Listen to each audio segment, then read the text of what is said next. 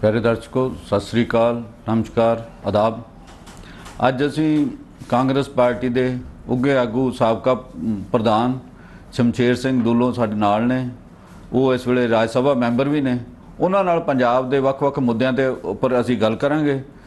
उन्होंने एक मुद्दा जिहड़ा अज शराब माफिया नूं लैके चुक्या तो उन्होंने मंग की है कि इस मामले की जां CBI तो जांच कराई जाए जां फिर हाई कोर्ट के सिटिंग जज तो जांच होवे। दूलो साहब, ये मामला काफ़ी देर तो चल रहा है, इनू लैके काफ़ी पंजाब च रौला रप्पा भी पिया। तुसीं इस मामले ते थोड़ा लेट नहीं हो गए? नहीं, मैं थोड़े याद होगा कि 15 मार्च नूं मैं मीडिया के राही CM तक गल पहुँचाई थी। अच्छा जी। और सारे अखबारों च भी आई है, ट्रिब्यून च आई है, अजीत च आई है, होर अखबारों च भी आई है 15 मार्च नूं कि ये जिहड़े इलीगल डिस्टिलरियाँ फड़ियां गई गैर कानूनी तौर पर चल रही हैं, हाँ जी, चाहे वो खन्ने चाहे पटियाले चाहे लुधियाने च रसूल पिंड चाहे फगवाड़ा 5-6 जगह च ने हाँ जी, पंजाब च ये इंटरस्टेट इन्होंने समगलिंग की है। इन्हों की जी जाँच है इंडिपेंडेंट जाँच तदे हो सकती है जे किसी हाई कोर्ट के जज तो सिटिंग तो या CBI नूं CM साहब दे देण। पर मुख पर 15 मार्च तो अज देख लो 2 महीने हो गए।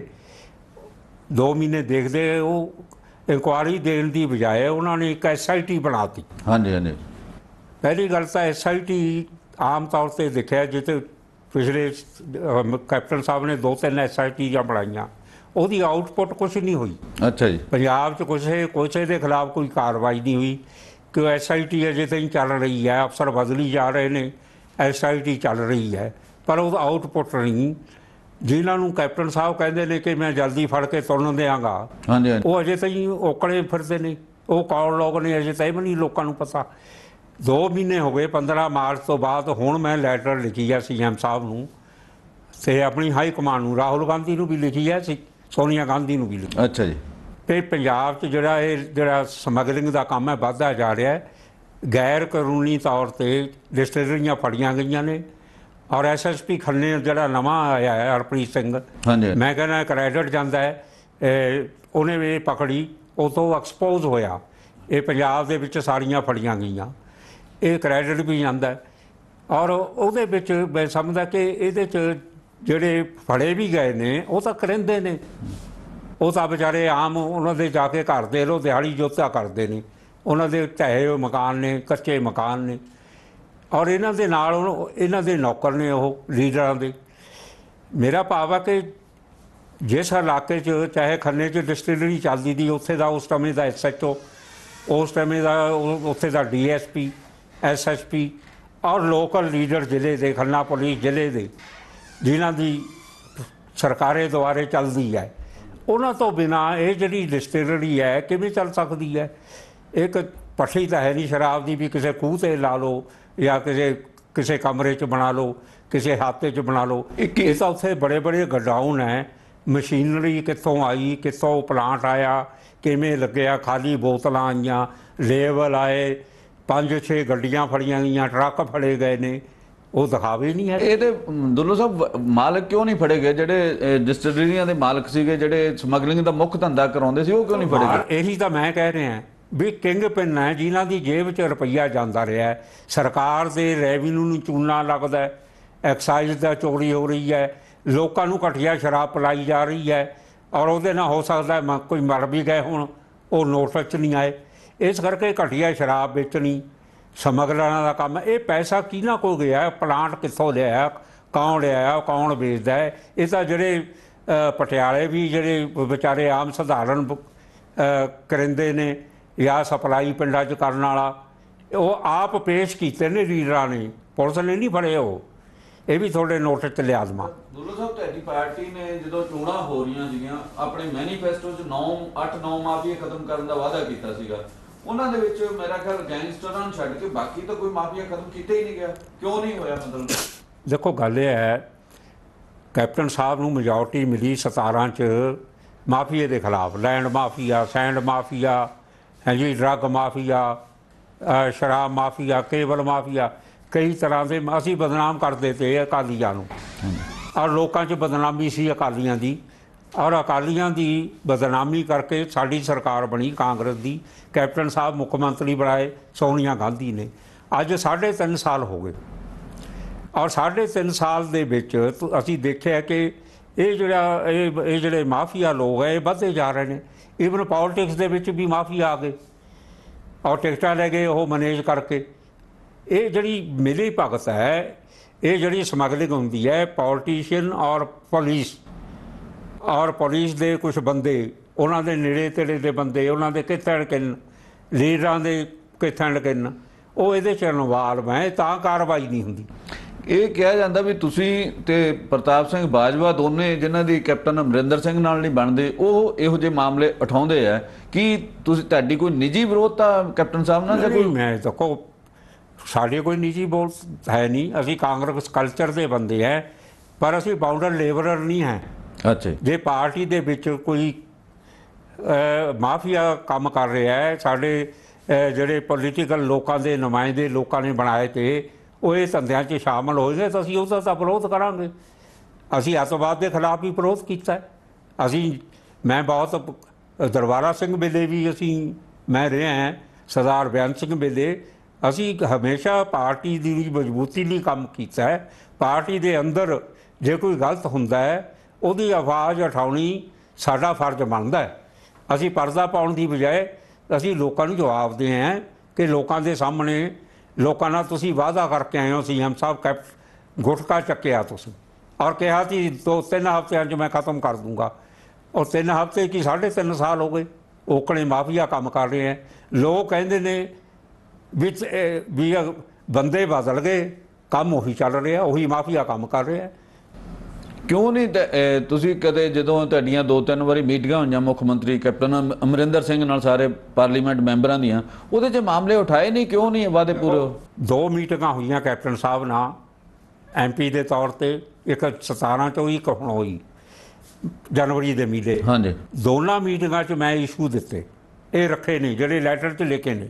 ਅੱਛਾ ਜੀ। ਇਹ ਤੋਂ ਇਲਾਵਾ ਹੋਰ ਵੀ ਲਿਖੇ ਸੀ, ਹੋਰ ਵੀ ਇਸ਼ੂ ਸੀਗੇ ਪੰਜਾਬ ਦੇ ਕਈ ਇਸ਼ੂ ਤੇ। ਸ਼ੈਡਿਊਲ ਕਾਸਟਾਂ ਦਾ ਇਸ਼ੂ ਸੀਗਾ ਔਰ ਖੇਤ ਮਜ਼ਦੂਰ ਦਾ ਇਸ਼ੂ ਸੀ, ਕਿਸਾਨਾਂ ਦਾ ਇਸ਼ੂ ਸੀ, ਆਂਗਣਵਾੜੀ ਲੜਕੀਆਂ ਦਾ ਸੀ, ਬੇਰੁਜ਼ਗਾਰ ਅਧਿਆਪਕਾਂ ਦਾ ਸੀ, ਦਿਹਾੜੀਦਾਰ ਦਾ ਸੀ, ਖੇਤ ਮਜ਼ਦੂਰ ਦਾ ਸੀ, ਬੇਜ਼ਮੀਨੇ ਕਿਸਾਨਾਂ ਦਾ ਸੀ।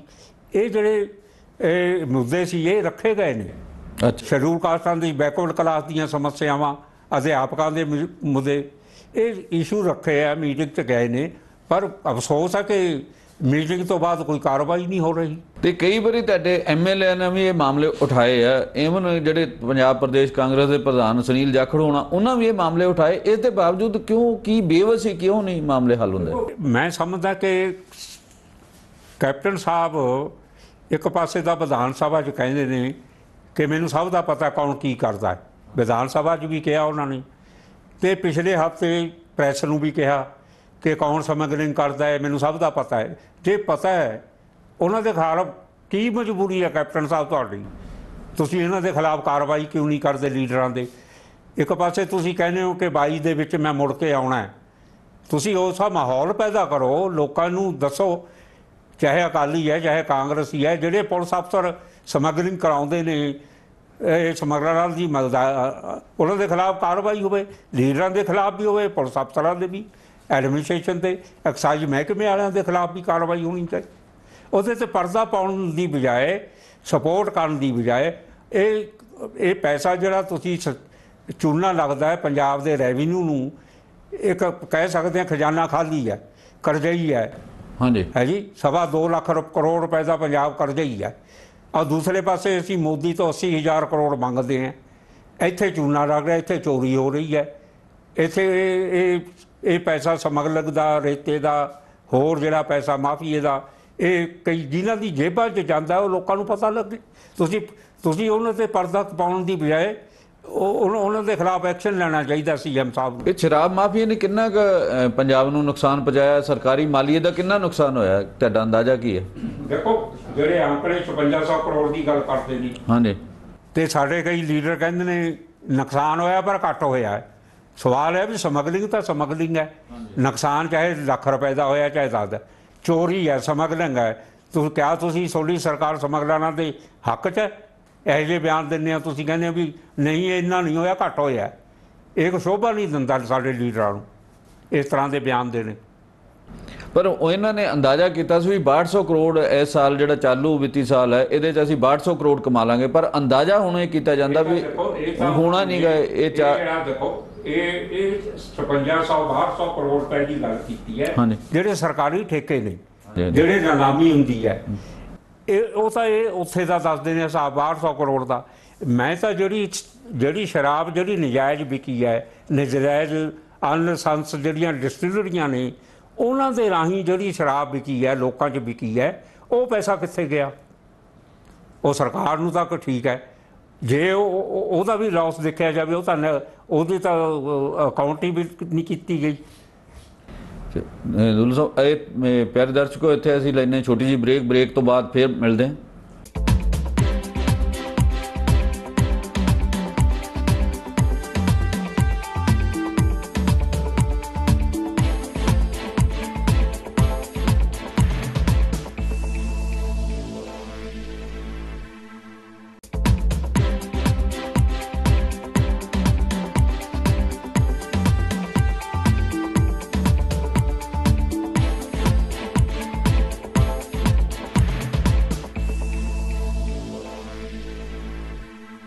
ਪਿਆਰੇ ਦਰਸ਼ਕੋ, ਬ੍ਰੇਕ ਤੋਂ ਬਾਅਦ ਫਿਰ ਤੁਹਾਡਾ ਸਵਾਗਤ ਹੈ।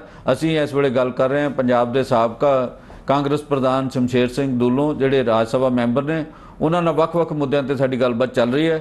ਅਸੀਂ ਉਹਨਾਂ ਤੋਂ ਜਾਣਨਾ ਚਾਹਾਂਗੇ ਕਿ ਜਿਹੜੇ ਹੋਰ ਮਾਫੀਏ ਸੀਗੇ ਉਹਨਾਂ ਬਾਰੇ ਕੀ ਗੱਲ ਹੈ। ਜਿਹੜਾ ਸਭ ਤੋਂ ਵੱਡਾ ਮੁੱਦਾ ਸੀਗਾ ਵੀ ਪੰਜਾਬ ਦੇ ਵਿੱਚ ਬੇਅਦਬੀ ਦਾ ਮੁੱਦਾ ਸੀਗਾ, ਬੇਅਦਬੀ ਨੂੰ ਲੈ ਕੇ ਵੀ ਜਿਹੜੀ ਕਿਹਾ ਗਿਆ ਸੀ ਵੀ ਅਸੀਂ ਬੜੀ ਜਲਦੀ 28 ਦਿਨਾਂ ਦੇ ਵਿੱਚ ਲੋਕਾਂ ਨੂੰ ਇਨਸਾਫ ਦੇ ਦਿਆਂਗੇ, ਉਹ ਕਿਉਂ ਨਹੀਂ ਹੋਇਆ ਜੀ? ਦੇਖੋ, ਜਿੱਥੇ ਤੱਕ ਬੇਅਦਬੀ ਦੇ ਮਾਮਲੇ ਤੇ ਵੀ ਸਿੱਟ ਬਣਾਈ ਸੀਐਮ ਸਾਹਿਬ ਨੇ, ਔਰ ਇੰਨਾ ਚਿਰ ਹੋ ਗਿਆ, 2 ਸਾਲ ਹੋ ਗਏ ਸਿੱਟ ਬਣਾਈ ਨੂੰ, ਅਜੇ ਤਾਈਂ ਕੁਛ ਨਹੀਂ ਹੋਇਆ। ਔਰ ਸਟੇਜਾਂ 'ਤੇ ਕਹਿੰਦੇ ਹੁੰਦੇ ਤੇ ਮੁੱਖ ਮੰਤਰੀ ਸਾਹਿਬ ਕਿ ਮੈਂ ਪੰਜਾਬੀ ਦੇ ਲਫ਼ਜ਼ਾਂ 'ਚ ਕਿ ਇਹਨਾਂ ਨੂੰ ਮੈਂ ਤੁਰਨ ਦਿਆਂਗਾ। ਅੱਜ ਤਾਂ ਹੀ ਦੇਖਦੇ ਆ ਵੀ ਕੋਈ ਨਹੀਂ ਤੁਰਨਿਆ, ਸਰੇਆਮ ਫਿਰ ਰਹੇ ਨੇ। ਬੇਅਦਬੀ ਨੇ, ਸਿੱਟ ਨੇ ਵੀ ਕੁਛ ਕੀਤਾ, ਔਰ ਮੈਨੂੰ ਨਹੀਂ ਲੱਗਦਾ ਕੁਛ ਹੋਵੇ। ਇਸ ਲਈ ਪਤਾ ਨਹੀਂ ਕੀ ਮਜਬੂਰੀ ਹੈ, ਸੀਐਮ ਸਾਹਿਬ ਐਕਸ਼ਨ ਕਿਉਂ ਨਹੀਂ ਲੈਂਦੇ, ਇਹ ਤਾਂ ਉਹੀ ਦੱਸ ਸਕਦੇ। ਉਹਦੇ 'ਚ ਤਾਂ ਕਹਿੰਦੇ ਵੀ ਅਸੀਂ IG ਤੱਕ ਬੰਦੇ ਅਰੈਸਟ ਕੀਤੇ, ਬਾਈਬਲ ਕਲਾਕਾਂਡ 'ਚ, ਕੋਟਕਪੂਰੇ ਦੇ ਮਾਮਲੇ 'ਚ, ਮਤਲਬ ਇਹ ਐਸਾ। ਹਾਂਜੀ, ਜਿਹੜੇ ਲੋਕਾਂ ਨੂੰ ਪਬਲਿਕ ਦੇ ਵਿੱਚ ਜਲਸਿਆਂ ਦੇ ਵਿੱਚ ਅਸੀਂ ਬਲੇਮ ਕਰਦੇ ਸੀ, ਉਹ ਤਾਂ ਕੋਈ ਜਿਹੜੇ ਜ਼ਿੰਮੇਵਾਰ ਨੇ, ਠੀਕ ਹੈ, ਤਾਂ ਆਹੀ ਵਾਸ਼ ਲੱਗਦਾ ਮੈਨੂੰ।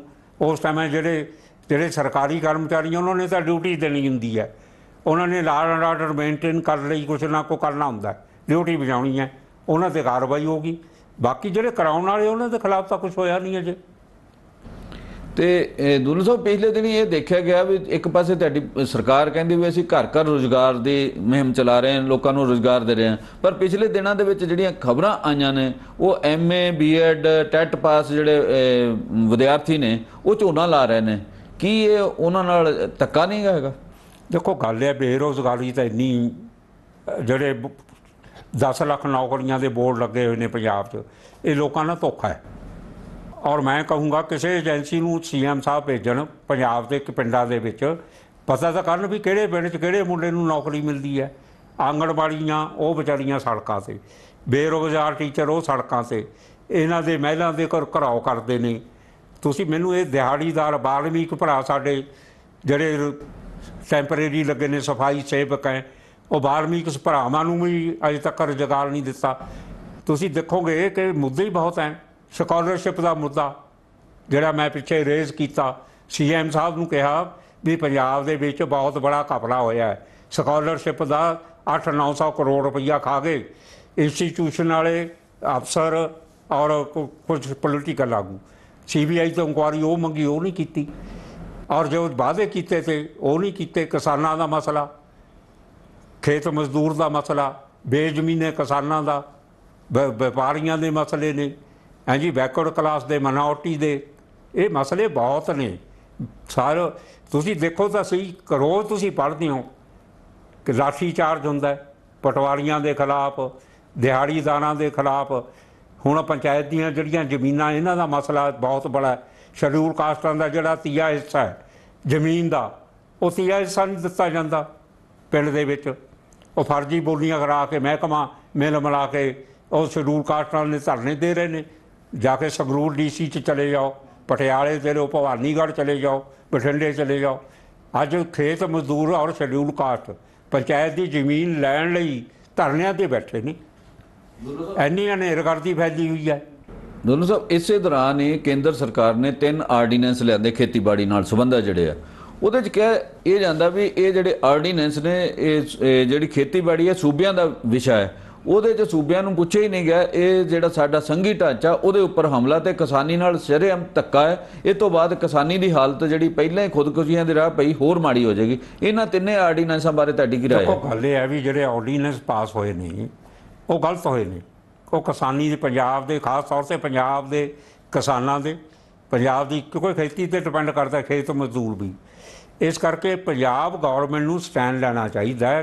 CM ਸਾਹਿਬ ਨੇ ਕਿਹਾ, ਪਰ ਉਹ ਤੁਸੀਂ ਮੈਂ ਦੇਖਿਆ ਉਹਦੇ 'ਚ ਕਈ ਐਸੀਆਂ ਧਾਰਾਵਾਂ ਨੇ ਜਿਹੜੀਆਂ ਮੰਨ ਲਈਆਂ ਇਹਨਾਂ ਨੇ, ਪੰਜਾਬ ਗੌਰਮੈਂਟ ਨੇ ਮੰਨ ਲਈਆਂ ਨੇ। ਉਸ ਵਿੱਚ ਉਹ ਰਿਵਿਊ ਕਰਨ ਦੀ ਜ਼ਰੂਰਤ ਹੈ। ਜਿਸ ਤਰ੍ਹਾਂ ਫ੍ਰੀ ਟ੍ਰੇਡ ਦੀ ਹੈ ਕਿ ਕੋਈ ਵੀ ਬੰਦਾ ਜਿਹੜਾ ਬੜਾ ਆਦਮੀ ਹੈ ਪ੍ਰਾਈਵੇਟ ਸੈਕਟਰ ਦਾ ਬੰਦਾ ਉਹ ਖੇਤਾਂ 'ਚੋਂ ਲੈ ਕੇ ਆਪਣਾ ਫਸਲ ਲੈ ਸਕਦਾ। ਕਿਸਾਨ ਦੀ ਆਪਣੀ ਮਰਜ਼ੀ ਹੈ, ਜਿੱਥੇ ਮਰਜ਼ੀ ਵੇਚ ਦੇਵੇ। ਇਹ ਕਿਸਾਨ ਨਾਲ ਜਿਹੜਾ MSP ਦਾ ਰੌਲਾ ਹੈ, ਠੀਕ ਹੈ, ਬਿਆਨ ਜ਼ਰੂਰ ਆ ਗਿਆ ਕਿ MSP ਇਹ ਤਾਂ ਖਤਮ ਕਰਨ ਲੱਗੀ ਹੋਈ ਹੈ। ਲੱਗਦਾ ਵੀ ਸਾਲ 2 ਸਾਲਾਂ ਬਾਅਦ MSP ਖਤਮ ਕਰੂਗੀ, ਇਹ ਸਰਕਾਰ ਕਰੂ। ਔਰ ਪੰਜਾਬ ਗੌਰਮੈਂਟ ਨੇ ਜਿਹੜੇ ਆਰਡੀਨੈਂਸ ਦੇ ਵਿੱਚ ਜਿਹੜੀਆਂ ਤਰਮੀਮ ਹੋਣ ਵਾਲੀਆਂ ਹੈ ਜਿਨ੍ਹਾਂ ਦਾ ਇਹਨਾਂ ਨੇ ਵਿਰੋਧ ਨਹੀਂ ਕੀਤਾ ਉਹ ਰਿਵਿਊ ਕਰਨ, ਉਹ ਵਿਰੋਧ ਕਰਨਾ ਚਾਹੀਦਾ CM ਨੂੰ। ਇਹ ਗੱਲਾਂ ਬਾਤਾਂ ਨਾਲ ਨਹੀਂ ਕੰਮ ਚੱਲਣਾ।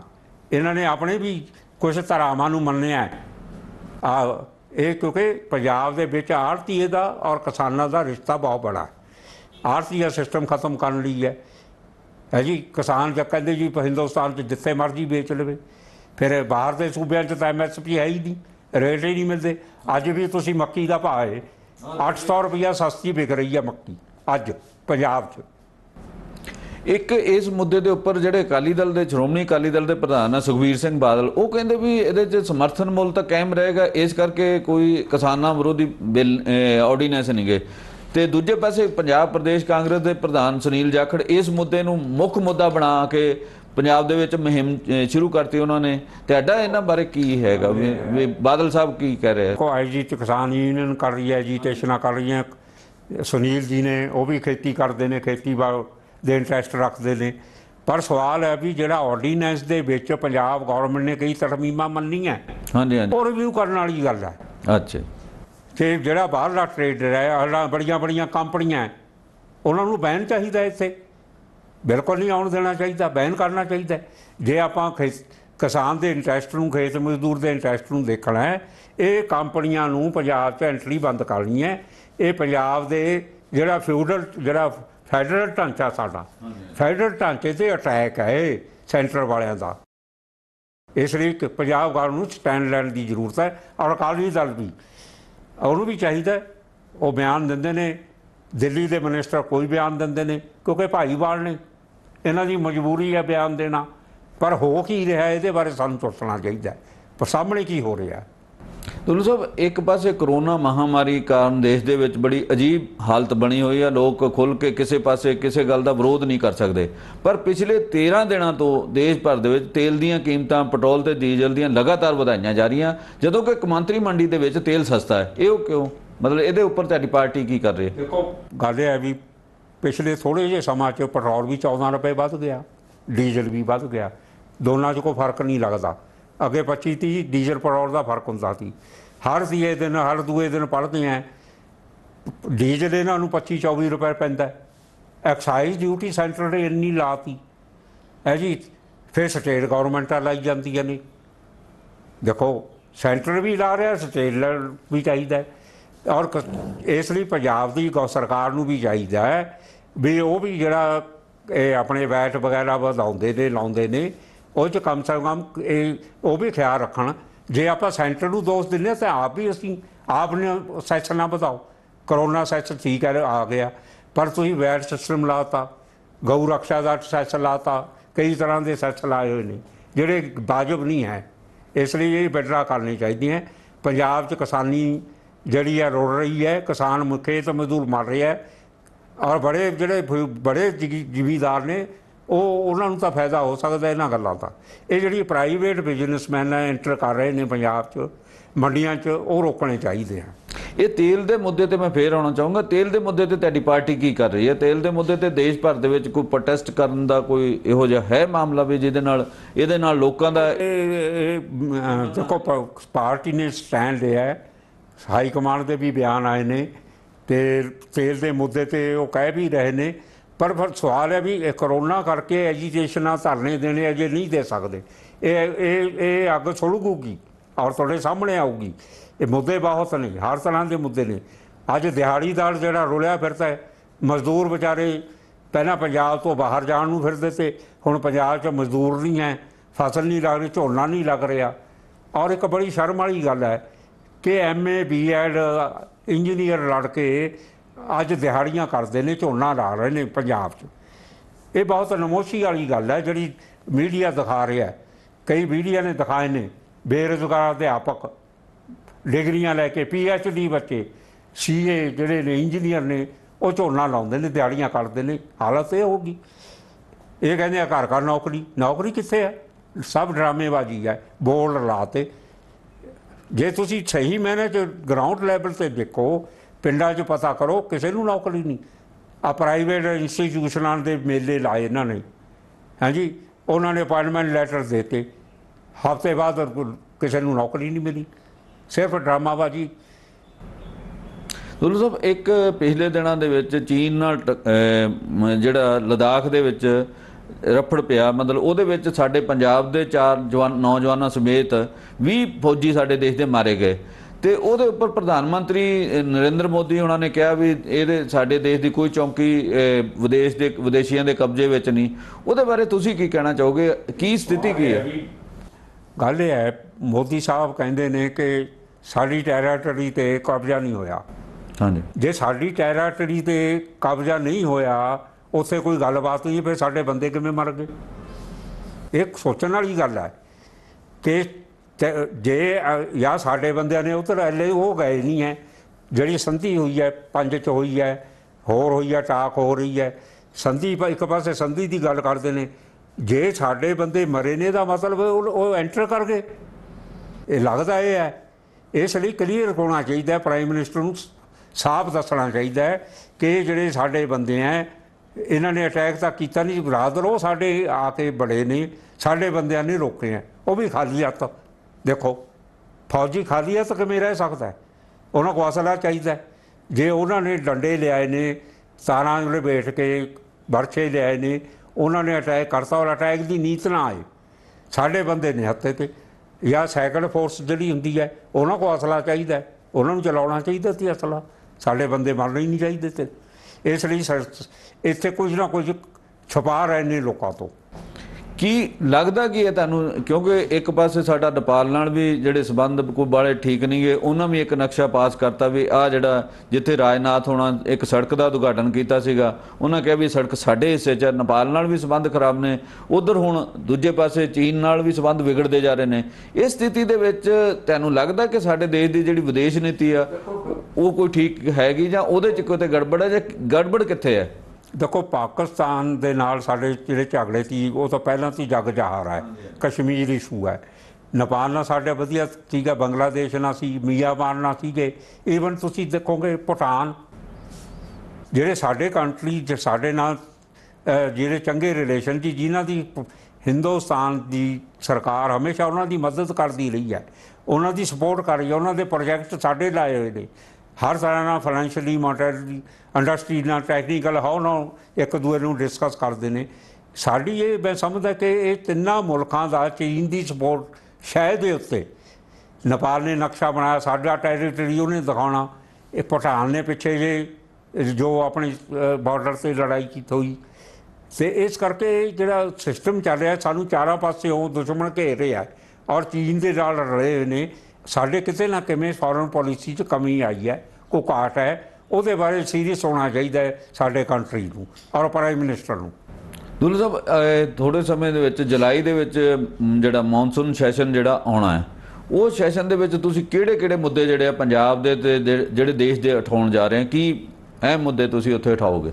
देखो मुद्दा तो पहला सब तो बड़ा मुद्दा तो आ करोना का ही है।